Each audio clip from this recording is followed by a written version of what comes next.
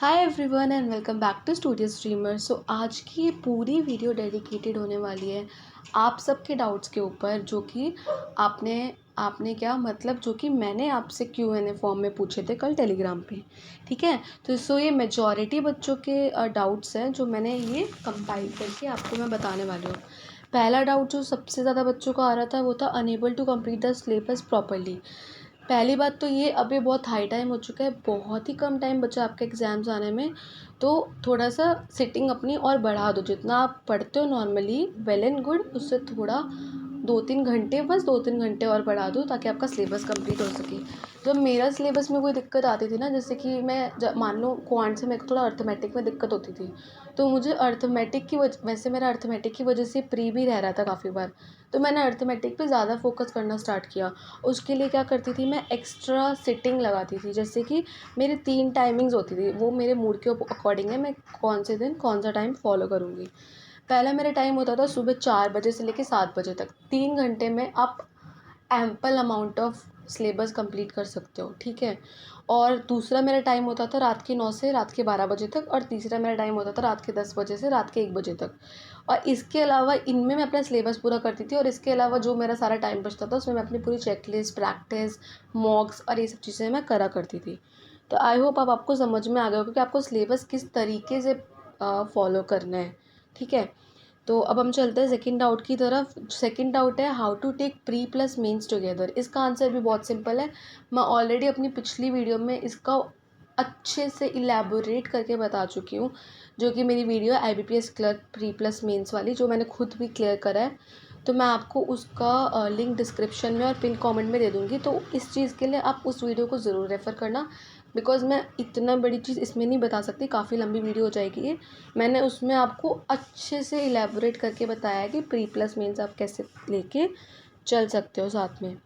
सो doubt number 3 जो मेरे पास आ रहा था वो था how to achieve maximum marks in pre with accuracy.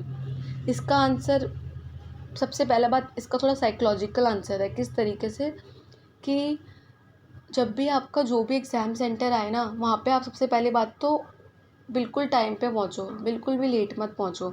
मैं अपना एक्सपीरियंस से बताती हूँ, मैं सेंटर पे उस टाइम पे पहुँचती थी जब स्क्रीन में मतलब बायोमेट्रिक वगैरह सब होने के बाद, जब स्क्रीन में ना 40 to 45 मिनट्स का टाइमर चल रहा होता था, उस टाइम पहुँचती थी।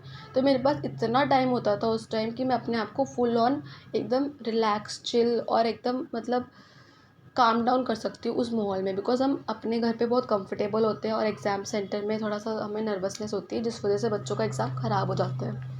तो इसलिए आप टाइम पे पहुँचो।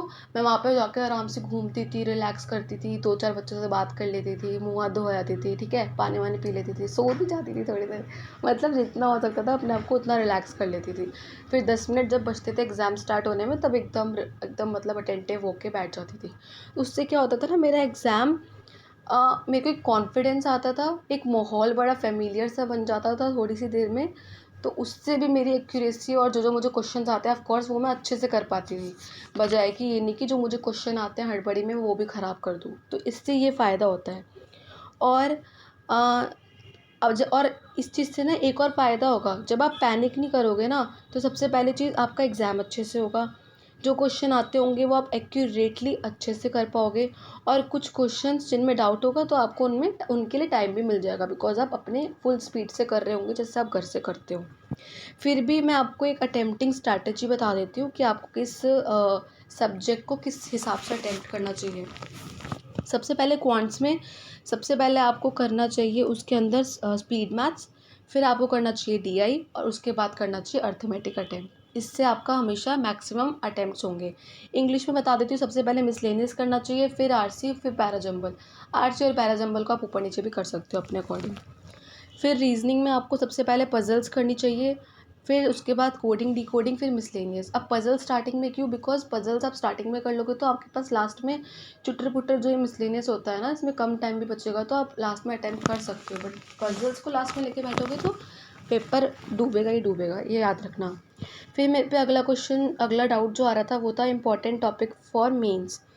देखो, मैं अभी आपको सब्जेक्ट वाइज तो नहीं बता सकती, लेकिन आप फिर भी जानना चाहते हो ना, तो मैं आपको इस पे एक डेडिकेटेड वीडियो बना दूँगी, तो आपको एक क्लियर पिक्चर मिल जाएगी। बट फिर भी ना मैं आपको एक बेस्ट सोर्स बता देती हूँ जहाँ से आपको कभी भी सोचना नहीं पड़ेगा कि आपको आज क्या टॉपिक करना है, क्या नहीं करना है।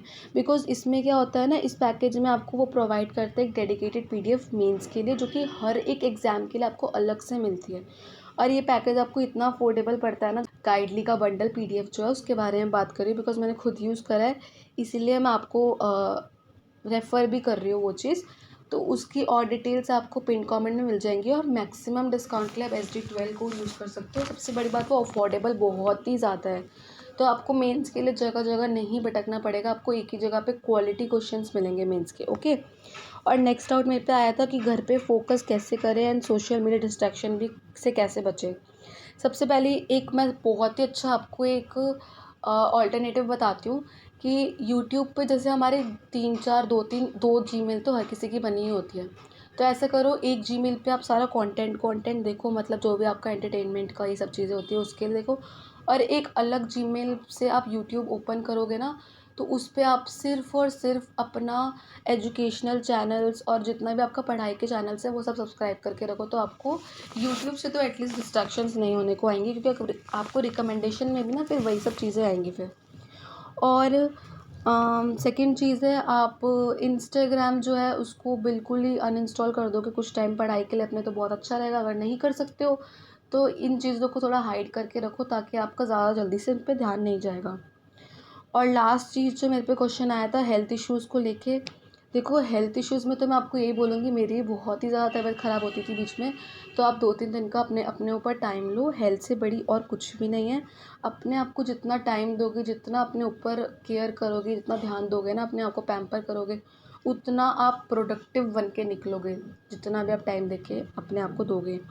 ठीक है? तो अपने आप को टाइम दो, रिलैक्स करो। जितना ज़्यादा सोचोगे बीमार होकर भी, तो अपना और सब ख़राब ही कर लोगे। बीमार हो तो कोई बात नहीं यार, सब चलता है, ये तो ऊपर नीचे थोड़ा बहुत चलता ही रहता है, इंसान ही हम, भगवान नहीं है। तो अपने आप को थोड़ा टाइम दो, और सबकी जो चीज़ अच्छी लग रही है करने में, अच्छा खाओ, थोड़ा घूम लो, फिर अपना पढ़ाई वापस से रीस्टार्ट करो। ठीक है? और पैनिक बिल्कुल भी मत करो, एग्ज़ाम आ चुके हैं, और अच्छे से पढ़ाई करो प्लीज़। ठीक है? All the best.